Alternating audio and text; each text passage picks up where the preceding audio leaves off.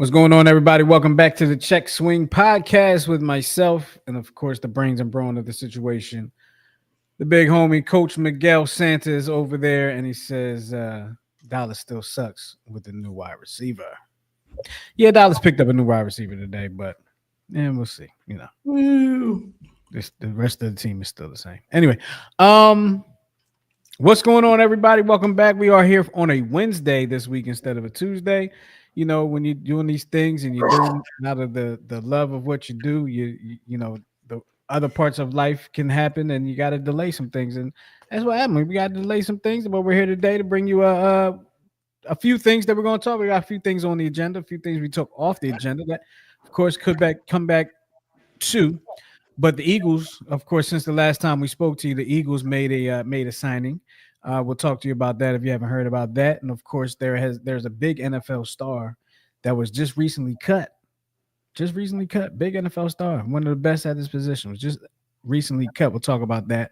An NBA coach, an NBA great, calls it a career, and a few other things. Most notably, one of the things that's probably going to get a lot of conversation today is Cam Newton and Deion Sanders' take on the state of baseball in our country, in the United States of America. But before we actually get into it, I got to ask my folks how they been. So, Coach Miguel, how you been, man? Been well. This past Saturday, we celebrated the first birthday of my granddaughter, Miss Alora. Yeah, looking like a princess. And I forgot to. Do I have a picture of her? Oh God. Oh, you're in trouble. Adorable alert. Let me see if I can get this up on the screen. There it is. So there's Miss Queen Alora. Oh, the little 1-year-old with the bow on her head. She looks like she knows everybody's there to see her. Yep. She also took a 2-hour nap prior to, and then took a 5-minute dump, and so she was very happy. Well, that is the recipe for happiness. That is the recipe for happiness. I'll tell you that right now. But happy birthday to her. The first one of many. If they can afford it. Go ahead, sorry. Okay. Right. They got to be able to afford it. They'll be having all these babies and can't afford it. I meant birthdays for the baby. Oh, damn. Okay, sorry. First of many babies. Okay, that's why we were so. That's why I was so lost. I apologize. My apologies. And another thing that's happening, of course, the NBA playoffs are in full swing, and we'll give you a quick update on that because the first round was pretty good, but the second round so far has been really good, and we got some things that we're going to bring up about that. But first and foremost, so the Eagles made a signing. Since the last time we spoke to you, I believe it was Wednesday. 2 days after we spoke, or the day after. It was the next day, yeah. It was the next day after we spoke to you last. Of course, it was last Wednesday. And the Eagles did this. They exercised, and we talked about it on the show prior to it happening, but they exercised the 5th-year option on defensive tackle Jordan Davis. For many reasons, business reasons, of course, being one of the biggest, but a lot of people, I wouldn't say confused about the move, but a lot of people are looking at this move because, up until now, his first 2 years of his career, a lot of people have been saying that he hasn't lived up to that first round hype, that first round expectations, right? Kind of sounds familiar of a recent Eagle that just retired, where he wasn't living up to it, but then became an Eagle, all-time Eagle great. Of course, I'm talking about Brandon Graham. But as we go back, we talk about Jordan Davis. Jordan Davis is done great against the run. He hasn't done much against the pass as much as people would like him to be that. But they exercise that option, and Miguel, I think it's kind of the thing where, like, if they didn't exercise the option, he would be a free agent after this season, correct? And it's the type of thing where if he blows up this season, like if he has a great season, he goes into free agency and he's going to get the bag. He's going to get paid. Mhm. Let's exercise this option on him now because if he blows up, now he's going to have to do it for a couple more years.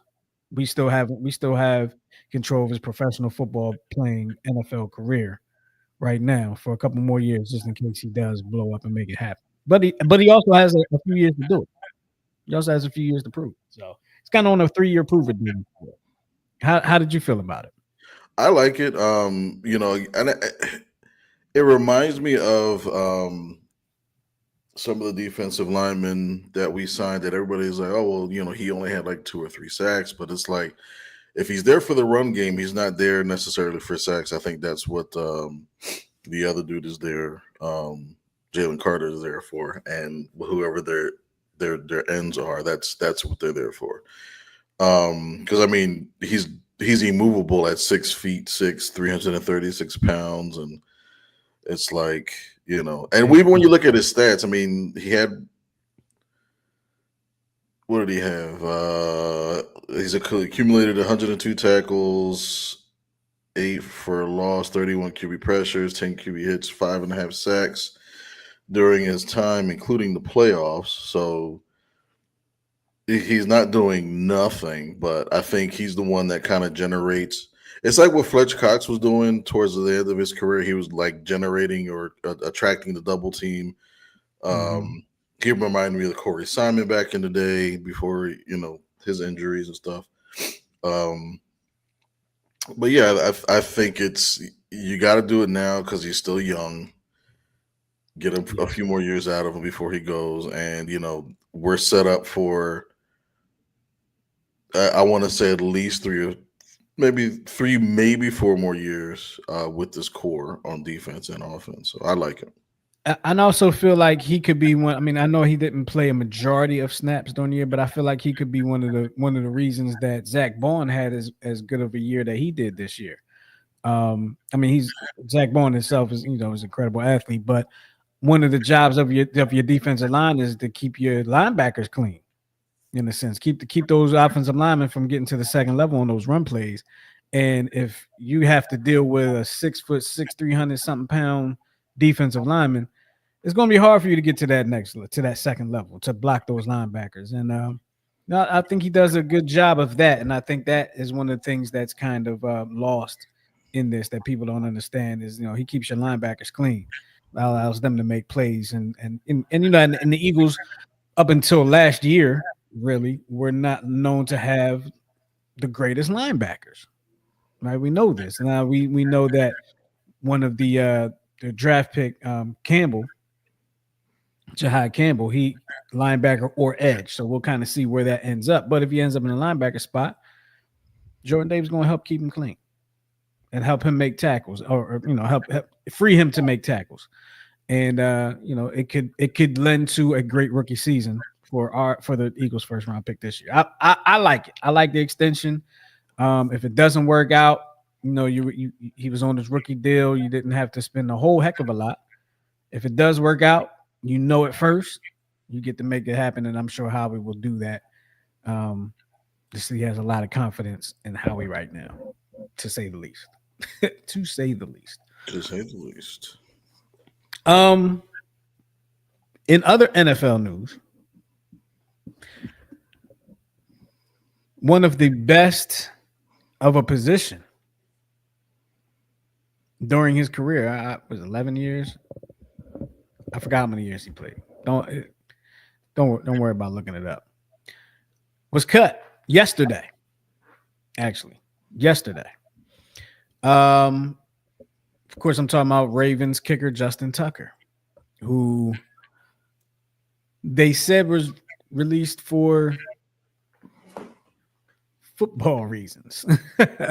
Football reasons. Miguel, you got the ears of the streets of Baltimore. What's the feel down there of Justin Tucker being cut? Are they how are the fans feeling about that? Mixed in being upset and being disappointed. It's like why couldn't it be like an injury or the old fashioned coach don't like him or anything like that? Why did it have to be a so the story that when it first came out, they were like, oh well, this is Deshaun Watson 2.0, but he got banned from places that people don't even know about. You know what I mean? Like it's there. There were people that were like, I didn't even know there was one around the corner from me. Like really? Like so. Well, for those that may not know, For those that tell may what not, tell the folks the type of places that you're speaking of. these are very low end massage parlors that offer great shiatsu and they also specialized in happiness of endings. So, I think didn't we used to call that like back in the didn't call the washi washi didn't call it that, or is I that don't know something I'm trying to that remember? what you said may not be constituted as racism, but I think you just made a racist statement.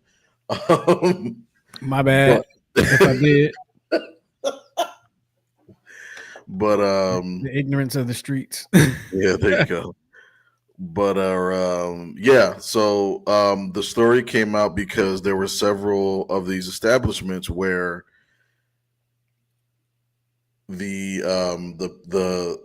the workers actually complained to the owners of these establishments, and the owners actually complained publicly that he was disrespectful to the employees that were serving him, or yeah, I guess serving him. I guess that's the proper term. Yeah, Uh, probably. yeah, and he was literally banned. I believe the last count was from 10 to 13 establishments um, in the area of Baltimore. So, Damn. but it's funny because they say that it was a football decision that he was cut. And I know he was in a down year, Mhm. but it's not every day you hear that someone gets you know the most accurate kicker in the history of the game getting cut. Um, Yeah. but when he's off, he's off. I mean, maybe they can kind of hide behind the whole. Well, look at his off year. He missed all these extra points, and but I think literally I complained about that last year. Like it seemed like the extra point was just so hard to make this year. I.e., with our kicker, Elliott, except for the Super Bowl where he nailed everything, but throughout the regular season he struggled with the extra point. So they Mhm. had viable reason, but I think if you're a legend in your position, it should take longer than one bad season to get you cut. So football decision. Everybody in the city of Baltimore knows that it's BS about it being a football decision. They know. It was a football business decision. That's what I would say. That's what I would call it. As a fan, that's what I would call it. A football business decision. Yeah, but everyone knows it was a PR. Everybody knows it was a PR thing. Absolutely. Absolutely. You can't have your kicker. What I'm about to say is going to be it's going to sound very ignorant, but it's the truth of professional sports. If you're going to have somebody bringing your team bad headlines, it can't be your kicker. I think that might be the best way I could say that. It cannot be your kicker. Okay. You don't want bad headlines as a friend. You don't want it anyway, but it can't be your kicker. And it can't be somebody that is easily removable because you will be removed. Okay. Don't think because you are a professional athlete that you are untouchable. No. They'll get rid of you quick, especially if they don't need you. All right. Um One quick note.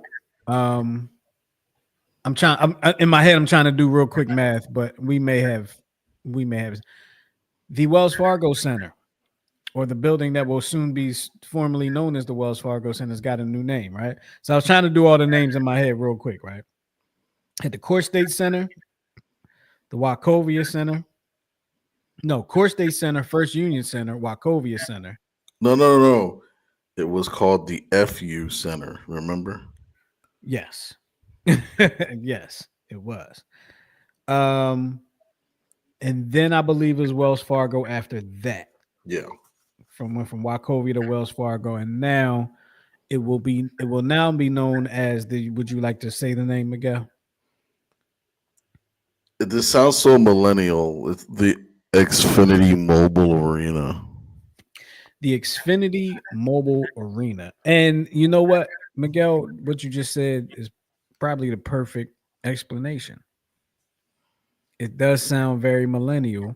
And because when I heard it, I was like, it doesn't sound like it fits because it doesn't sound like I guess it's been named after banks for the last 20 years, 25 years, whatever it's been.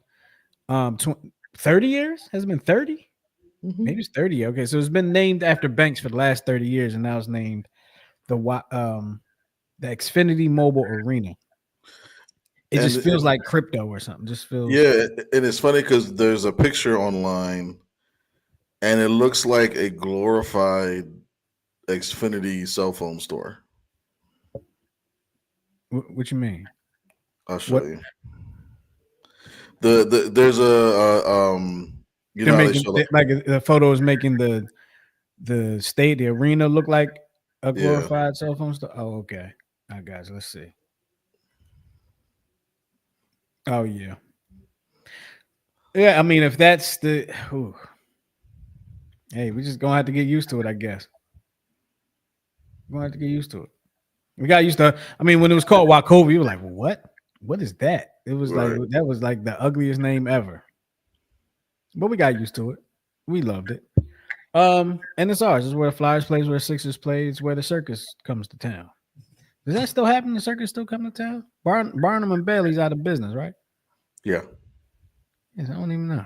We still have the Universal Circus. Universal Circus, but they don't go to the Wachovia. They don't go to the arena. They go to Man, the park, don't they, they? they usually go to Man Music, the park out Fairmount Park out by the Yeah, Man Music Center. Yeah. yeah.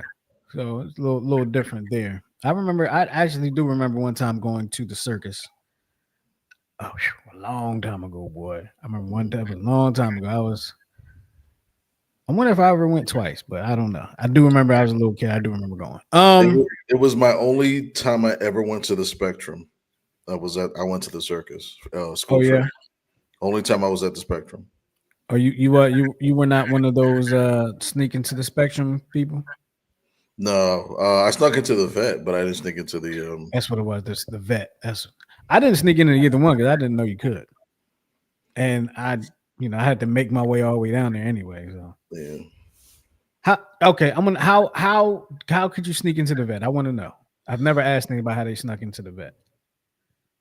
So this is how I did it because this was before cameras. This was before scanning tickets. Mm-hmm. Um, when you take the Broad Street subway and you come up the ramp, usually there used to be two big ramps that like take you right into I want to say third base side, right? Okay. The first like five or six ramps are always the most crowded because it's the first thing you see coming off the thing. You got to Mhm. find the ramps that have the least amount of people in it, which is usually out by the outfield. Okay. Um, so sometimes they would have like they always had the older ticket agents on that end, so it was kind of easy to like distract them, so to speak, and then one of us would come in, and then Okay. but Got I've that's kind of how we did it. There's Mhm. also I'm trying to think. Some people have said that you can actually climb a fence because there's like a when you're going towards left field side and at the vet, there was like a I guess a blind spot Mm-hmm. So if you found that blind spot, you kind of sneak in, but you had to kind of be like a specific build to even fit through that damn thing. But Gotcha. Gotcha. That's because I never really heard anybody say how they would sneak in. I just always heard about people saying they would sneak into the vet. you know, But now I know. Okay, like I thought it was like a hole that in the somewhere that people knew about or something like an open door that somebody knew about. But it was just tactical. I got you. Tactical it move. was for me anyway.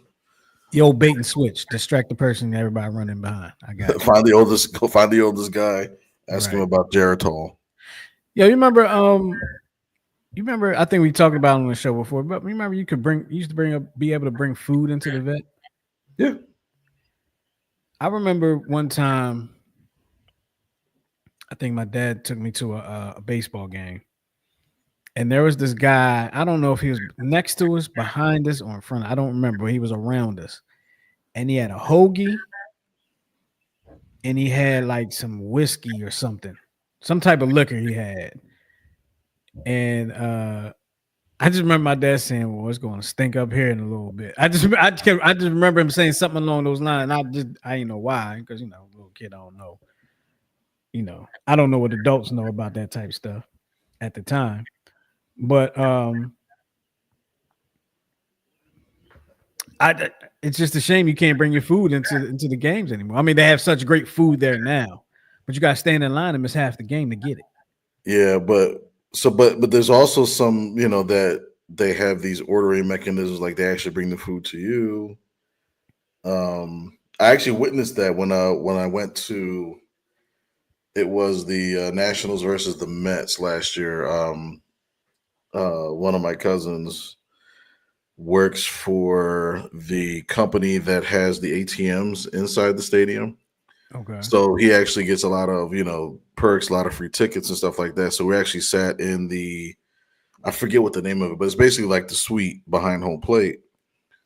So we literally had like a full buffet. We can watch the team actually take batting practice, all that stuff. But then when we get into the actual venue, the stadium, um, you can actually order it. Kind of like what they do at the AMC theater now. They come Mhm. to you, you order your food, they bring it out. And even the way they serve the food now, like literally, you can just go up and scan it and then take it back to your seat. So it's a lot more convenient now. So Well, I haven't been to a game where that has happened yet, where they're doing that yet. Unfortunately, because I can remember I took my daughter to her first game, and of course the way that we went in, of course we had to walk past the ice cream, and she had to have the ice cream, right? mhm. So we probably missed the first 3 innings standing in line waiting for this expensive ice cream. Let me just tell you, like, of course, everything's in there is expensive, but we probably missed the first 3 innings. They were playing the Diamondbacks, and we probably were there for a good 3 innings. They were losing, and then she was like, "I'm ready to go." So I probably saw a good 3 innings of the game, maybe four of that game. But I would love to have the service where they bring the food to you because they will probably get a lot more orders from me. So that's the only reason I don't get the food because I don't want to get up. I like never leave my seat once I'm down. Right. So what I usually do, I get there like hella early. I'll get there at like, maybe an hour before the game. And that's just me. Mhm. I've always done it even when I was a child. I was like, try to even get you ever try to get there early enough that you actually see the visiting team batting practice? So I can remember doing that a long time ago. Mm. Like because I don't even know. Like I don't even know if you can do that now. Are you able to go see batting practice now? I think they show like the tail end of it. I think that's when Okay. they open it. But I remember they always used to say if you want to see visiting team back in practice, get there by 5:30 because that's when the gates would open. And then Okay. from like 5:30 to like 6:15, you'd be able to see all that stuff. And then 6:15 to like 7 was like all the pregame stuff, and But Hey, yeah, I still do that today. I'd rather get to a game like an hour early so I can get all the food that I want. I can kind of relax and gradually get to my seat. And then, like you said, once I'm in my seat, I'm in my seat. I ain't going nowhere. right, right. I'm like that with movies. I'm like that with sports. I don't want to miss anything. Right. Um, let's move on to real quick. I'm gonna just give a quick update on the NBA playoffs, and then we got to talk about the NBA star calling it a career. NBA playoffs, Eastern Conference. Like I said, Miguel, you've been missing out on a couple of good series. The Pacers are leading the number one seeded Cleveland Cavaliers 2 games to 1. Came back from quite a deficit yesterday and came back and won that game in Cleveland. Cleveland has a few injuries on their roster right now, so they're a little bit of a struggle. And the Knicks came back to beat Boston the other night um, by 3 points. Of course, by a clutch shot by Villanova's own Jalen Brunson. So the Nova Knicks are ahead in that series, and of course, out in the Western Conference, you have the Denver Nuggets up 1 game to 0 against the Oklahoma City Thunder, and the Warriors last night beat the Minnesota Timberwolves. However, in the game, Steph Curry unfortunately strained a hamstring, and he'll be out for a week. So they'll have to go to battle without their star for about a Oh, week. sugar. But in the midst of all that, some people may not have heard that Hall of Fame coach Greg Popovich, Spurs coach Greg Popovich is calling it a career from the sidelines. Excuse me, stepping down to become the team president. And for people that have known me for since my younger years, I'd say real young, let's say like elementary, right? They would know that I was a big Spurs fan in elementary school and like junior high school, up until like when Tim Duncan got there. I wasn't a big Tim Duncan fan because he used to hurt North Carolina and went to Wake Forest. So, I liked him, but I was like, I can't root for him, but so much anymore. But I can remember before the days of Greg Popovich, the Spurs were kind of in limbo, like not in limbo, but they were one of those teams that was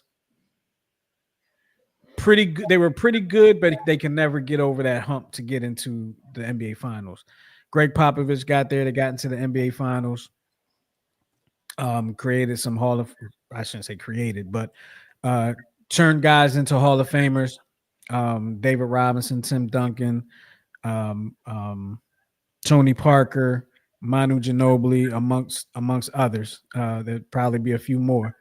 Um, But it made me think of something, Miguel, and I'm kind of putting you on the spot, and I actually meant to ask you this before the show, but we got to talking about everything else. Um, is there somebody that is there somebody in sports that you may have, I'll just say, admired from afar that was not associated with the city of Philadelphia? Like maybe a player or a coach that you were like, man, I like the way they go about their business, or I like how they get the results they need that they're looking for. Is there anybody like that for you? Yeah, I'm just trying to think of who I could possibly. So growing up for me, it was actually I'd probably say it was a tie for two. Um, since I was in Little League and I was a catcher growing up, the popular catcher at the time, well, there was two. There was Ivan Rodriguez and there was Benito Santiago. But I was impressed with Benito because he was so like little he had a little frame, He was skinny, yeah. he was skinny, but he was I think he had the longest. I think at the time he had the record for the longest hitting streak for a rookie catcher. I think it was like 17 games or something. Hmm. But he was one of the first to throw runners out from his knees, and which was like, oh my god, that's so amazing for the time. You know what I mean? And then as I got older in high school, I would say Frank Thomas because he was just like number one. The White Sox were always kind of pseudo my second team. Okay. But I always,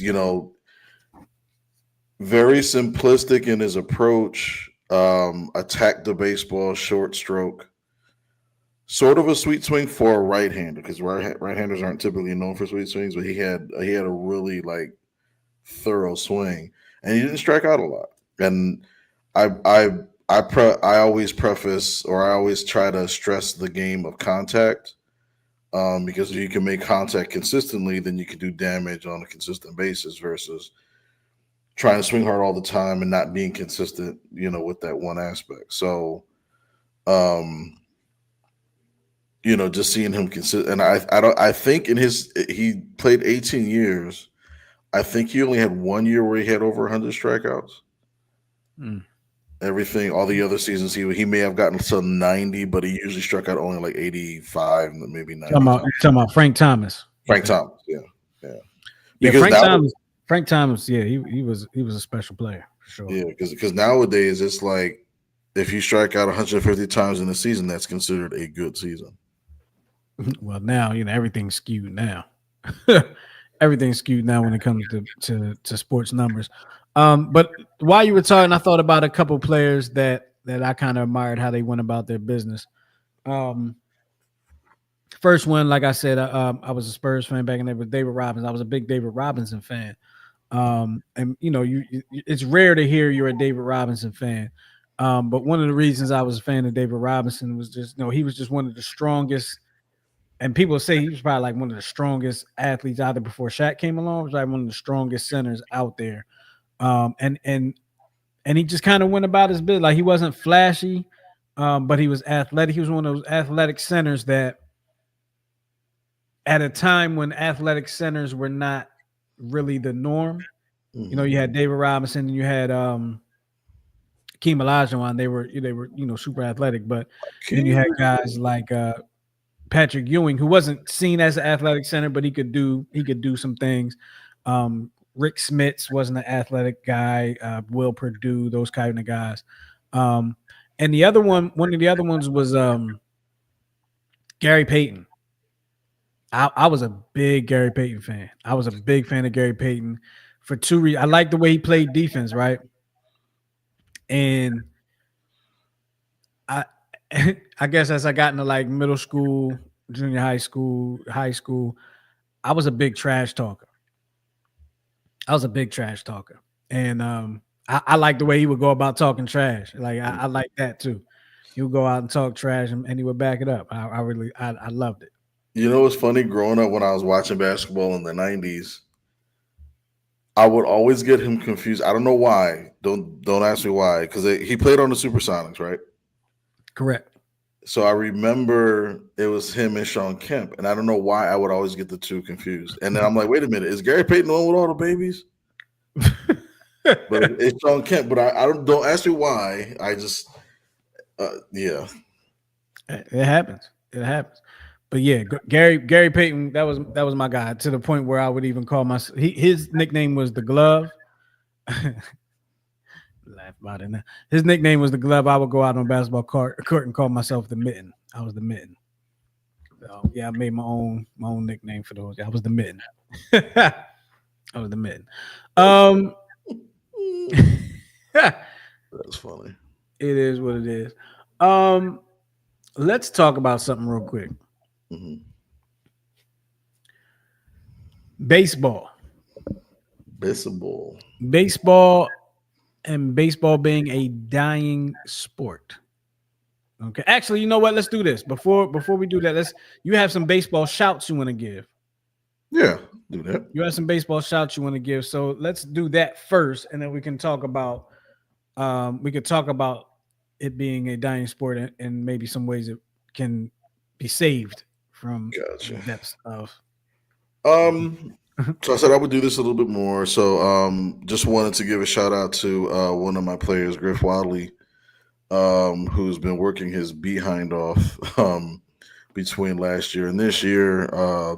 Initially started out as a catcher with me, but I kind of moved him to the outfield because he's got a lot of speed.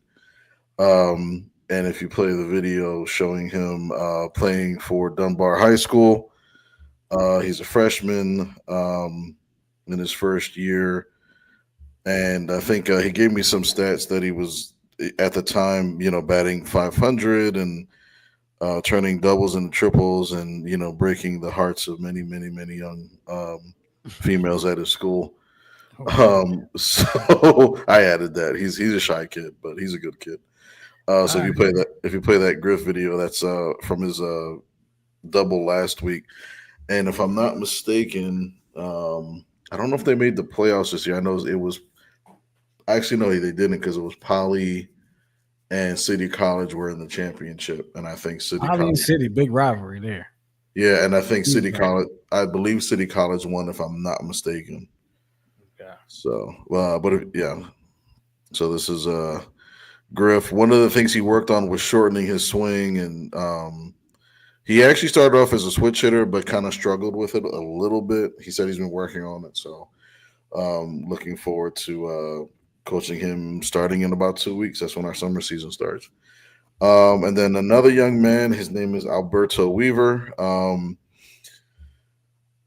He's a player that I worked on and off with. He wasn't necessarily on my team, but he played up for me, meaning he was on a younger team, but he would come help us out because he met the age requirement.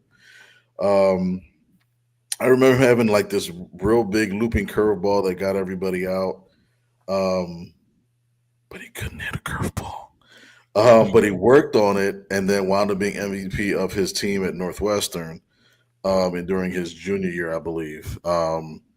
So he committed to Eastern Mennonite University for pre-physical therapy, and he's on a presidential scholarship. So I just want to give him a quick shout out because he's a great young man, always smiling, very respectful, but is an absolute hard worker, is accountable, and Eastern Mennonite University, you got a great player on your hands, a great teammate on your hands. So I just wanted to give those two guys a quick shout out.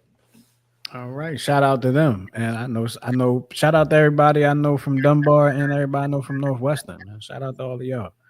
Um, Muggsy Bogues, Muggsy Northwestern. Bowles. All right. So let's get into this conversation about baseball. Okay. Yes, sir. Do we want to go with the Dion? We can start with the Dion comment, and then we can go into the Cam, and we can go backwards. So Dion, then Cam, and then we can post the John Madden quote because I think that kind of Okay. rounds out what we're kind of dealing with. All right. So here we go.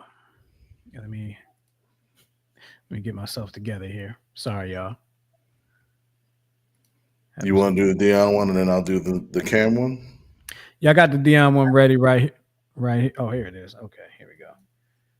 So the question was why aren't there more black players in the MLB? And I'll just go ahead and get this. The reason we're not prominent in it, first of all, we don't have fathers. Second, baseball ain't cool in the hood because baseball takes a lot of work, a lot of training. Girls don't dig baseball players. Girls like the physicality of a football player, the dominance that he portrays. Girls are cheerleaders in the sport as well as basketball. Why aren't there more black players in the MLB? The reason I can't disagree. Well, the fathers thing, I don't know. I had my father growing up, so the fathers thing, I can't speak to that. But the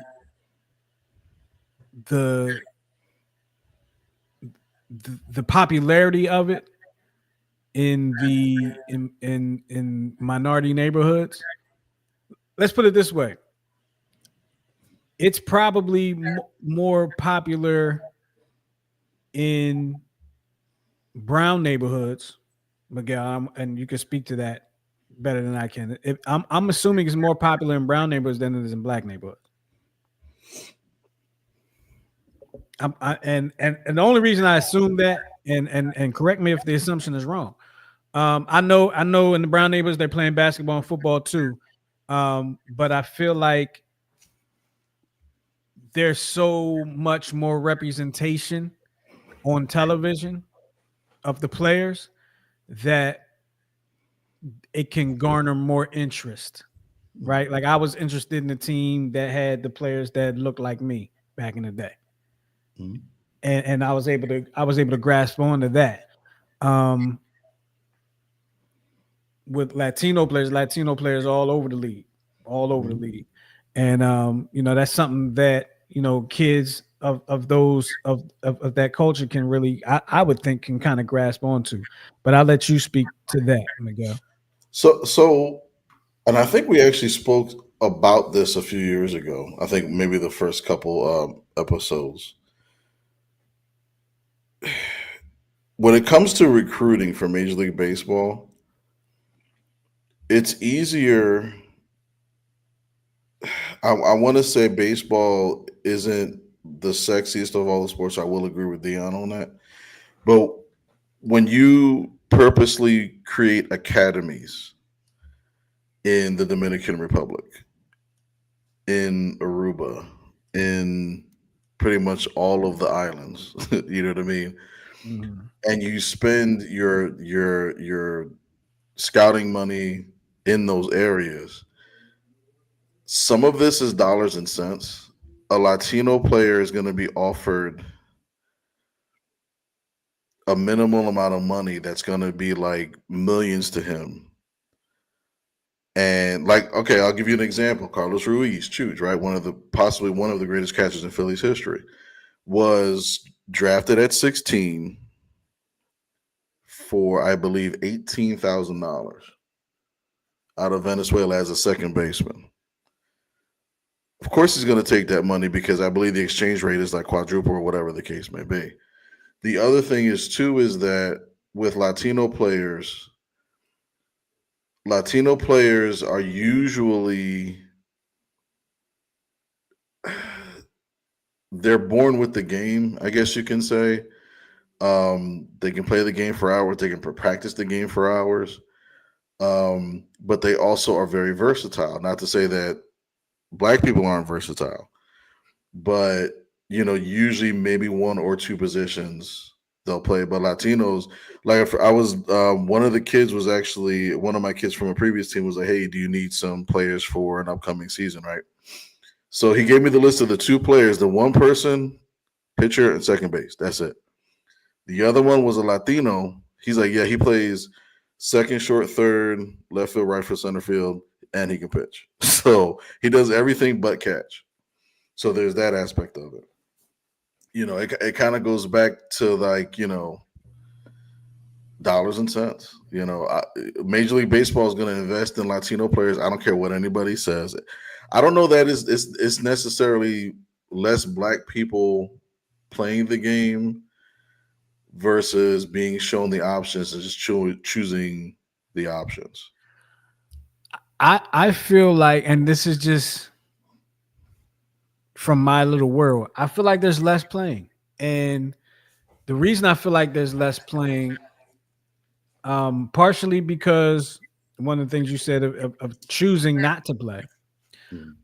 The other thing is not having the programs in the areas to play at a younger age, right? I feel like growing up, and you see it, you always see it, and I never really understood, I guess, until I got older. Moms always want to see their kids in a baseball uniform for some reason. Even if they never liked baseball or something like that, it seems like moms would always want to see their sons in a baseball uniform at some point in their life. Not saying that every kid has played baseball, but you do see that. Um, and one of the things that I can speak to is to play baseball, to have a pickup game, you need a certain amount of people to play. And I'm not saying you necessarily have to have 9 on each side, but what I am saying is you need to have at least a handful that are willing to play. And a lot of times for me growing up, that wasn't my experience with all of my friends. Most of my friends growing up were basketball players. Right, most of them, either play. They may end up going on to college to play basketball, or were supposed to, or whatever the case may be. Um, or maybe they wanted to play football, but what they didn't want to do was play baseball. And and they would say, because they don't like it. I was talking to my uncle this weekend, and he says, he had a friend that would say, the only reason you don't like baseball is because you don't understand it. a lot of people don't have that understanding because they don't grow up playing. So when they go to watch it, they don't know what they're watching. They don't know what a pitcher's duel is. They just know they're not seeing as much scoring as you see in football and basketball. I think that's why a lot of us don't watch hockey, because there's not a whole lot of scoring in hockey and soccer, right? Soccer's a little, and I'm just talking about the black community. Soccer's different in the Latino community because it's a big sport around the entire world outside of the United States. It's the biggest sport in the world outside of the United States. We are weird here in the United States. Y'all know that. But I just feel like, if there were more feeder programs, like the program I grew up playing baseball in no longer has baseball. Mm-hmm. Like the program, the actual organization, I think went away, and then when it came back, basketball, winter and summer program, and I want to say it might be soccer, and there was soccer there when I played, but no, not baseball. They want to get baseball involved, and they're talking to me about it, but it's not there. So, that's just one of those things. You got to, and baseball's a game like golf, like boxing for the most part. You got to get into it early to be good. Because people that do get into it early are getting good, and it's hard to become good later on in life in baseball. It's very hard to do that. And it's not like you could just pick up a ball and have a catch with yourself. Right. It's also very expensive because you're talking about a baseball bat, a real good one could cost you between $300-$400. Same thing for a custom glove. Not that you need a custom glove, but a good one, at least 100, 120, maybe 200. Then you got batting gloves, you got cleats. Like it's a pretty expensive sport. Yeah. And that doesn't include, especially if you get older, playing for these travel organizations. So you have to have, either money saved up or, you got to have all this, and it's a shame because, me and my coaches, in my organizations that I've coached, we always talk about the same things. Like, it's not us charging the parents these absorbent fees. It's these organizations, like, literally just finding any and everything to charge people for. Yeah. You know what I mean? I remember the one tournament that we're probably never going to do again, but it was down by just outside of Ocean City. No, just outside of Rehoboth Beach. And Bash at the Beach. I know exactly. Yeah, right. Mm-hmm. They made us buy our own baseballs. Yep.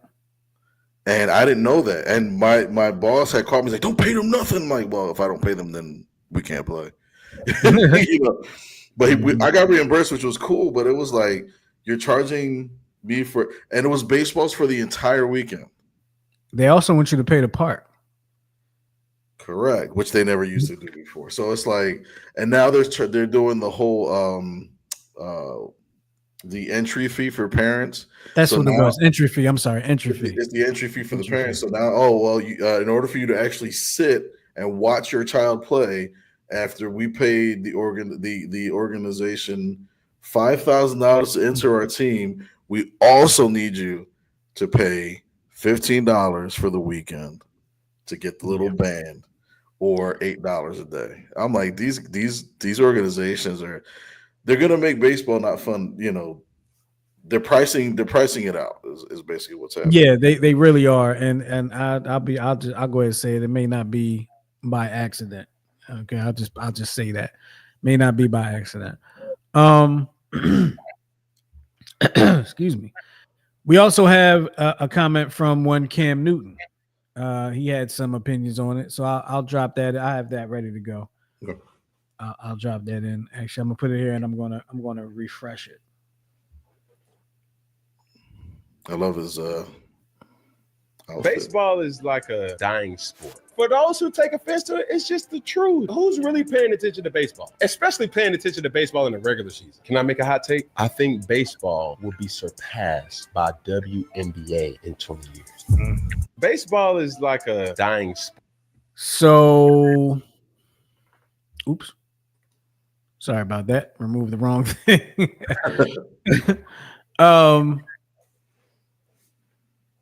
I don't disagree with him.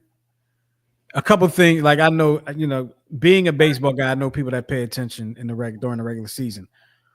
But I will say this, and it all changed for me when the Phillies won the World Series. I don't pay attention as much during the regular season if the Phillies are not contenders. But do you do the same thing in basketball? I don't. Not But here's the thing. I don't think that you can in today's day and world. Like you're talking about 162 games, and now you've heard me argue that 162 games I think is too many games.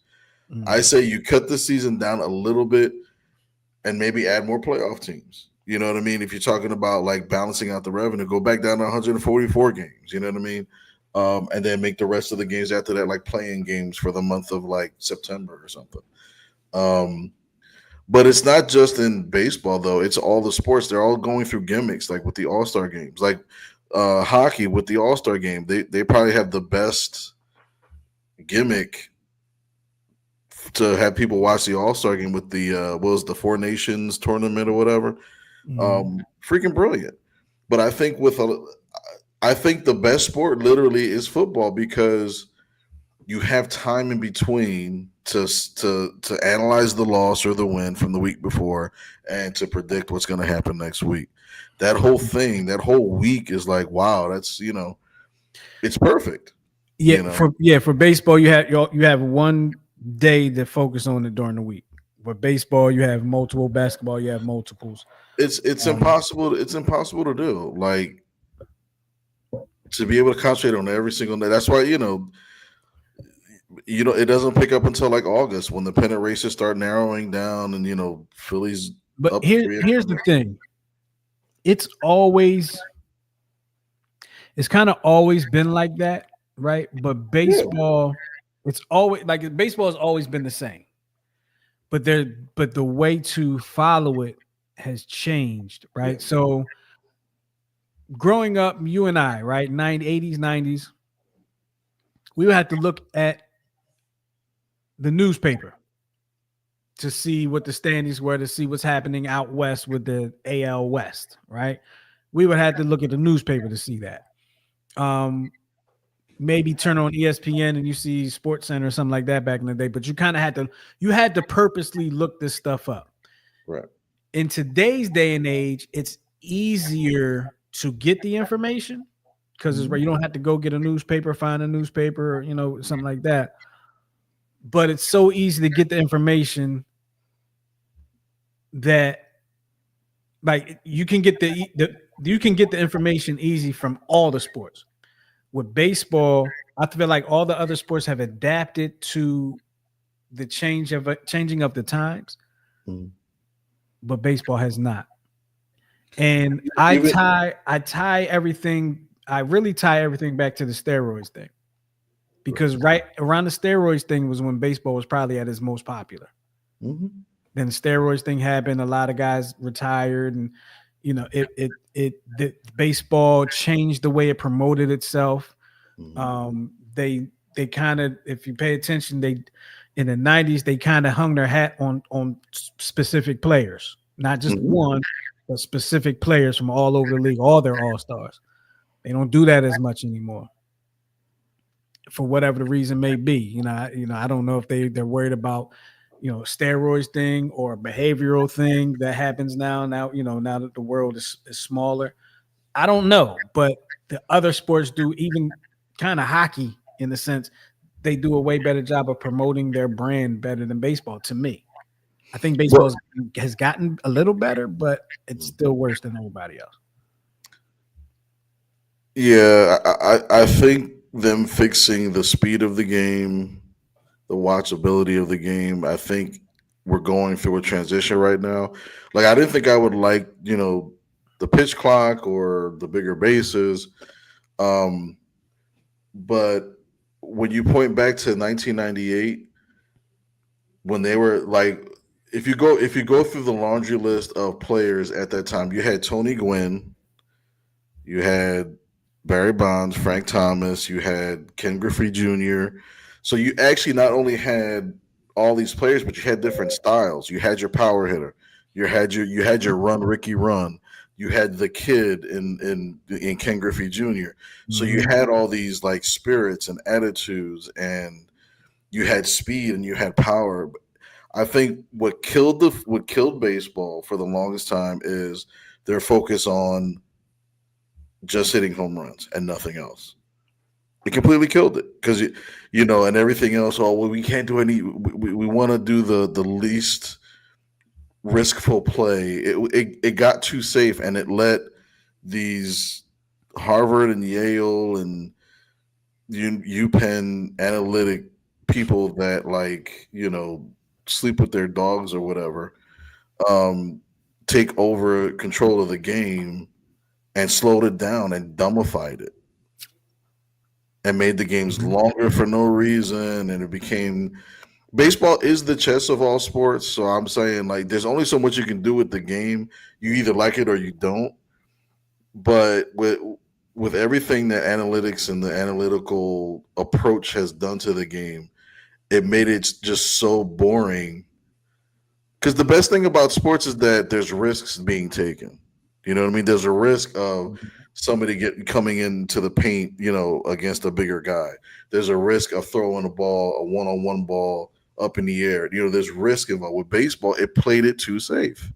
It went base to base, it was just too much. But once you start getting that action in, and you start stealing bases, and you start, with the great diving plays and stuff like that, you're going to start to see the excitement of the double and the triple versus the single home run, the solo home run. I have a suggestion, and I feel like I believe I made this suggestion on this show some time ago of one way, and I don't have the whole thing thought out, but one thing I would suggest is to find a different way to broadcast the game. But how, And like, but, what, and, what but other way? here's what I mean. Let me explain what I mean. Okay. In baseball, when you're watching a game, 99% of the time when you're watching a game and the pitch is being thrown, you're seeing three players: the pitcher, the catcher, and the batter, and that's it, right? Now in basketball, you're seeing all. I mean, it's a smaller space, but you're seeing all 10 players in the same camera frame. In football, before the ball is snapped, you're seeing all 22 players in the same camera frame. Hockey, same thing, right? And I know baseball, they're all spread out, but they got to find a way to. The presentation is a boring presentation. Maybe if they give us the view from the umpire, right? The umpire cam. Which was the original view when baseball games were first televised. There was no center. Yeah, that's probably what we need, like something like that. Because one thing that people don't realize is how hard it is to hit a baseball, and how hard it is to see a baseball that's coming 90 miles an hour. And that kind of will give you kind of a perspective on how good these guys are.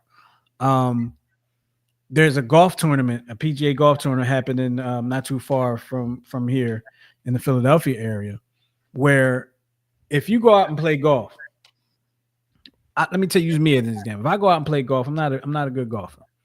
I go out and play golf, I have a good time, but somebody that might be a little better than me might be out there, and I see them playing. Maybe they're playing ahead of me, and I see them playing, and I'm like, wow, that guy's pretty good. But it's not until you see the professionals in person that you realize how good the professional players actually are, right? You can't imagine how good a golfer is until you've played the same hole that golfer has played, and your results, and you compare those results. Like that's a comparison. When you watch baseball, you're seeing the ball from the pitcher's from behind the pitcher. You're really not seeing, like, you're able to see the ball well. That's great. But you're not getting a feel of the game, right? And all the other sports, you can get a feel of the game because you're seeing all the players all at one time. Baseball has to find a way to change that up, because we've been seeing it like this for the 40 years, at least 50, 60 maybe. I don't know. Got to change it up a little bit. Got to change it up, because watching a sport and only being able to see three of the players at one time, we got to figure something out. Just my opinion. My opinion. You got to figure out where you got to figure out where to put that digital strike zone. Yeah, that too, because that's coming. That's on its way. You found before we move on, you had some analytic talk or data versus talent talk. And this is from Joe Madden, who was probably not the inventor necessarily of it, but definitely a strong user of it when he was the coach in Tampa Bay, and definitely when he's with the Cubs. And he makes it plain. And I think this is after his last hit with the Angels. I think he had like a come to Jesus moment with all of the processes that happen in pregame, and he says, can numbers teach competitiveness? Can numbers teach instinct? Those are the things that separate winners and losers. And I think this is where baseball shot itself in the foot, because baseball games are no longer competitive. It's because it took away the instinct. You know what I mean? Because again, if I'm one of the fastest players on the universe, and analytics saying, well, we don't want you to run in this situation because it's too high risk, you literally have pulled the heart and the will of that player from him. I wonder what Ricky Henderson would have said had analytics been around during his tenure. Like, he would have said, analytics say, Ricky, you shouldn't run here. Like, he would have said, Ricky's gonna run. He wouldn't. Ricky's gonna run, and Ricky gonna make you some money. You know what I mean? That's what he was at. They dulled and bored up the game when they got too analytic-y. Joe Madden made it to 2 World Series, 1-1 with these analytics, and the whole world went analytic crazy. Mm-hmm. I'm about to mess up. Okay. All right. You were talking about some umpires. A lot of times we kill umpires on this show, right? But you found some cool umpires. You want to introduce it? So just you don't really see umpires that they have personality, other than they've really been more confrontational lately. Really quick to throw somebody out of a game because of a look, a stare. It just becomes silly. But this one umpire, Chris Guccione, he seems to get it. He seems to be having fun with the game, and just 2 instances below where he's showing how much fun the game can be. And can Wade tag him? He can. What an athletic move by the first base umpire, Chris Guccione. And they might be athletes too. Hey, what the heck? Again. And can Wade tag him? He can. What an athletic move by the first base umpire, Chris Guccione. And the second one is more athletic though, and entertaining. Let's see. I'll be the judge of that. Yesterday, his average starting position was 310 feet. Today, play by Gooch. That was a good play. I don't know if you saw his. Yeah, there you go. Put on a show. Put on a show yesterday. Yeah. I texted him last night and I said, if they ever put together the umpire Olympics, you're going to go be a candidate at the decathlon. David Rackley is cracking up. Vertical. There's been some. Oh, didn't mean to do that. I'm hitting the wrong buttons all day today. So yeah, the second one, I guess, I would say the second one had to be more athletic because you had to hand-eye coordination, had to catch the ball. The first one, you just had to be reactionary, where he just had to jump to avoid getting his ACL, MCL, UCLs, and his Achilles tendon all ripped to shreds, because that's probably what would have happened. So I'm glad he was able to avoid that. And then we're going to turn back the clock a little bit. Okay, so there was a time. You go ahead. You found it. You found it. Introduce it. I'm always into the whole history thing, especially Phillies history.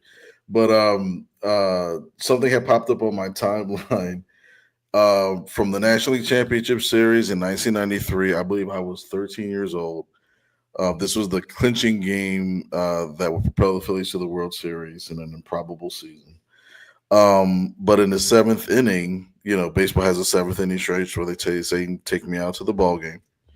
While they invited a conductor and I can't remember the name of the conductor at the time, but he came out to help orchestrate the singing of Take Me Out to the Ball Game in Philadelphia at Vet Stadium in front of a packed house. And this is what happened. In this series about the Phillies and their unkempt style, so they brought in Steven Gunzenhauser, the music director of the Delaware Symphony, to lend a little class and dignity to the proceedings. And what happens? They stole his baton as he was conducting the seventh inning stretch rendition of Take Me Out to the Ball. I don't care what anybody says. I love my city. I remember that. I didn't remember it when you first brought it to my attention, but when I saw the video, it refreshed my memory of that. Yeah, and they were talking about how Philly was so unkept compared to, I can remember in the World Series, somebody in the crowd from Toronto. I remember this vividly. They had a sign that said, "May the better looking team win." Because there was so much talk about, Phillies, the guys had the long hair, the scruffy beards and stuff like that. Mm-hmm. Whereas the Blue Jays were more so clean cut and, stylish looking. Gotcha. All right. So we have some dummies. All right. I just realized how much longer these show notes got. I had to scroll down to find some stuff here. Excuse me. We can skip the new sport. We can do that next. No. We're going to show the new sport. Okay, sir. I just didn't realize that that's what was up there at the time. But we're going to show this new sport. So there's a new sport called Run It. Okay, and if you haven't seen this, it probably will look familiar to you, to certain people. It's a collision sport, and it's. I'll just put it up there. Y'all ready to see this? I'll just put it up there. Far from his feet. Defender ready! So now Lutalava's turn to carry the pill. Here we go. Run it! Oh, yeah. Hit all of that. Oh, and Pulapaki is out on his feet. I want to watch it again.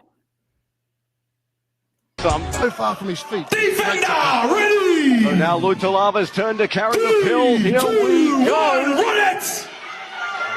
Oh, yeah. Hit all of that. Oh, and Pulapaki is out on his feet. So here's the crazy thing. That's why I wanted to look at it. Here's the crazy thing about that. My man was out cold on his feet. He was out before he hit the ground. Mm-hmm. And his head didn't even get hit.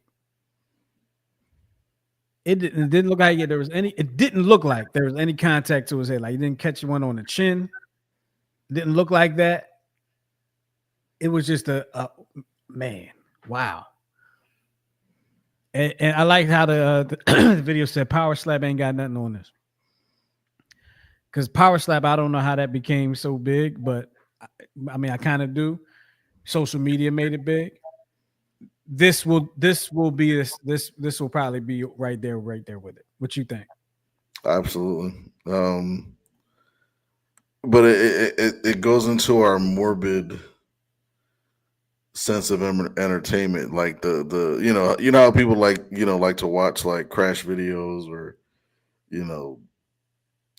damn like broken bone videos, stuff like that. It feeds that desire for the grotesque, and it's another. Guess what it's going to be? It's going to be another thing to bet on. Yeah, I can definitely see that happening. Because I guarantee you're going to hear it next week. Run It, brought to you by FanDuel. Yeah, I can see that happening. I can see that. I got a big dummy. You want to go with mine first or yours first? We'll get yours first. All right. So this big dummy, I don't even know. I I'm gonna just let y'all see it. I'm gonna just let y'all see it because where's my? Oh, I gotta actually Yeah, share it first. Sorry, guys. It's been that type of night.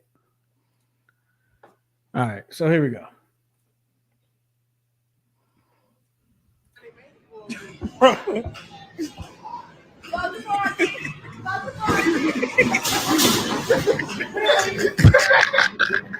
What the fuck? I just want to see it again because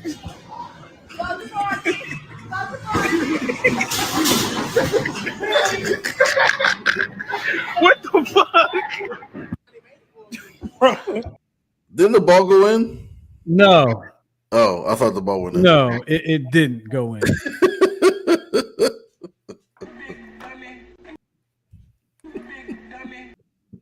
It did not go in. Matter of fact, the ball flew out his hands. I don't even think the ball went into the rest of the game. I think the ball fell out or something like that. Let me see. Hold on. Let me see.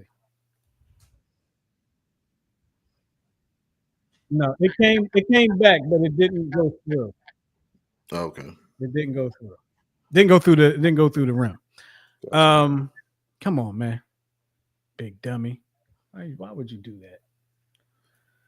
All right. Which one are we doing for you? Here we go. We're gonna do first one first. The dummy ump. Apparently, this umpire is the first in history to call a third strike for the walk.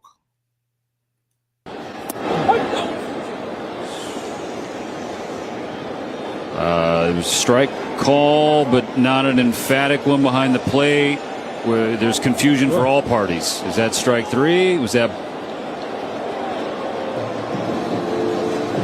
I mean, we're gonna need that microphone that's being worn down there to be put to good use. Strike ball 4. Strike ball 4. Classic. Silly me. I'll write that down on the scorebook. He called that a ball? I thought I heard strike, but I didn't see any physical gesture. Oh, Mark Pryor's hot. Yeah, he's gonna come out and say, what language are we playing? Physical signal. Strike ball 4. But that certainly sounded like a strike. He said strike. It sounded like he said strike. He didn't give a signal. You know, it's the right hand, right? Mm-hmm. But it sounded like he said, how do you not call that a strike? It was damn near down the middle. Well, that's going to be corrected with the robo umps by next season anyway. So yeah, I see. All right, so this next one.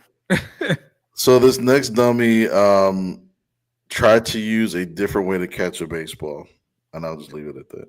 Was, and he struggled. Look at, you could tell he was struggling with it. Now the wind is not blowing like it did earlier. Look at Mydroff. He just totally whipped it. And Taylor's throw was over. He had a force play.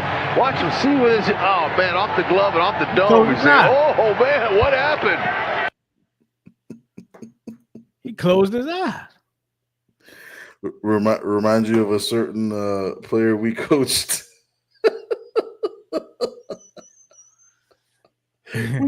Yeah, we can't do it. Well, that player will remain nameless.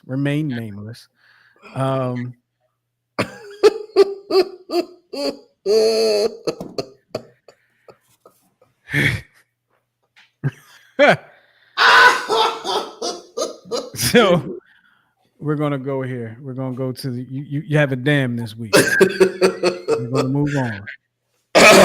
Yes. So I will affectionately call this the first and the last time. This is this person's first fight, and it's his last.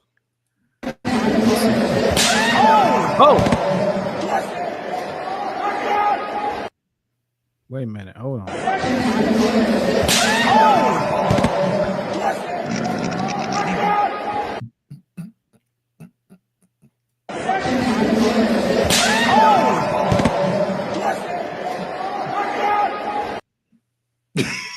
You okay over there?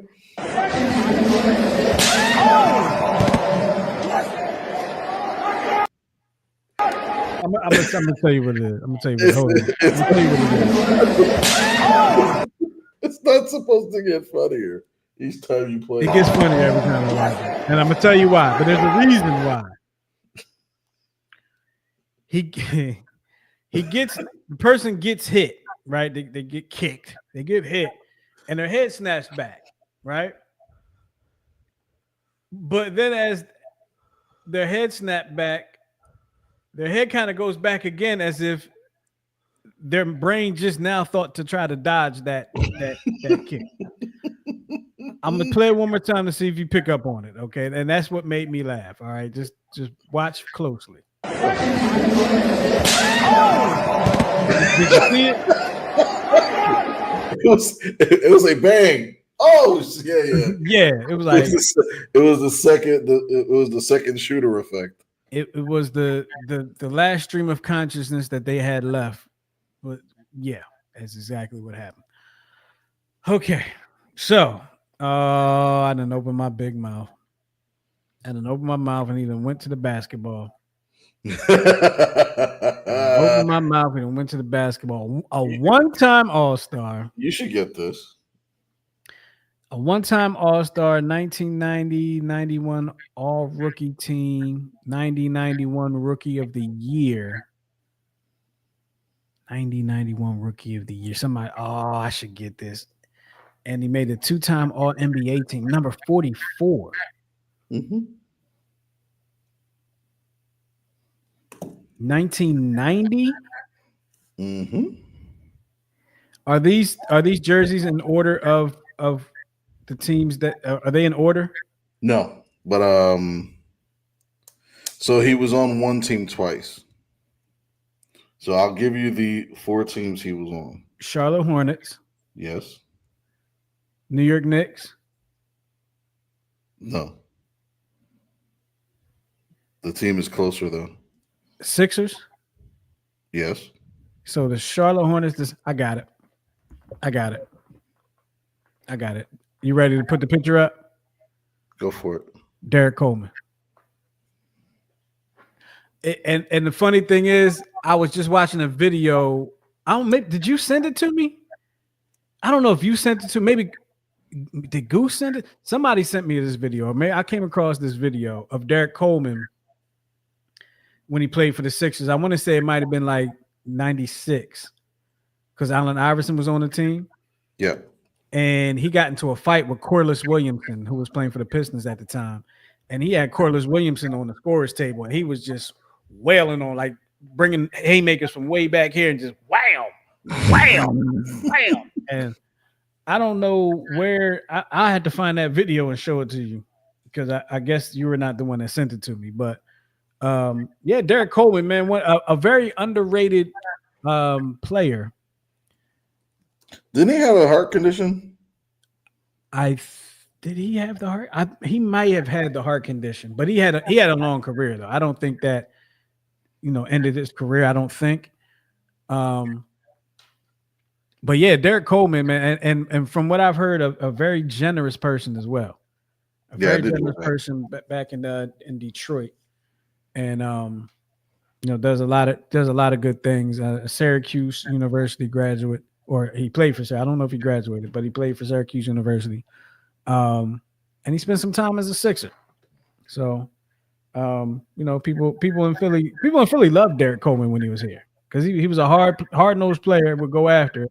They just were not good at the time, unfortunately. I don't think he ever won a title. He never did. I did find that video though. Oh, the video of him fighting? Yeah. Okay, I'll take this out and but we could show it on here. Let me we're live, so I know. What are they gonna do? They could just, whatever. It's probably it's on their platform anyway, so they'll be all right. Well, we're going to show you this video of Derek Coleman getting into a fight with Corliss Williamson back in the day, and then we're going to get up out of here. And we appreciate y'all hanging with us and checking out the CheckSwing Podcast. But here's a little video clip of the scuffle. Oh, it was the Kings. It wasn't playing for Detroit. It was the Kings. Look at Larry Brown. Here it comes. Whoo! Whoo! can't believe you try to do that to me. And then they back up off of it. And that was at a time when I want to say the Kings were actually good at that time too. I think the Kings were good. Did they have Chris Webber yet? I'm not sure if they had Chris Webber yet. I'm not sure if they had him yet. But they might have. They might have had him at that time. It depends on what year that was. But man, NBA fights, boy. You know, some people in the NBA will fight you. Some people will not. Some people are taught, and some people will fight you. So, for the people that always say, you know, NBA players don't want to fight. No, there are some that do want to fight, but most of them do not. Most of them do not want to fight. But look, we're gonna get up out of here, man. We appreciate y'all hanging with us here on the CheckSwing Podcast once again. Goose said, "What in the Street Fighter?" Yeah, that was listen. I don't know if I think he might have been talking about this video. He was talking about that one. You just had to get that in. You just had to get it one more time. Had to show it one more time. But look, we're going to get up out of here. We appreciate y'all hanging with us once again here on the CheckSwing Podcast. We will talk to you next week, probably next Tuesday. But if not, it'll probably be next Wednesday. And if not, it'll be next Thursday. But we are going to talk to you again. You got something? Can you play the video out? Play that as the last thing we say for the night? Absolutely. I'll do it. Here we go. Now Patrick Mahomes, watch this.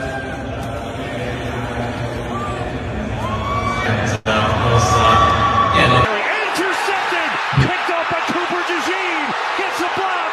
DeJean is in, touchdown.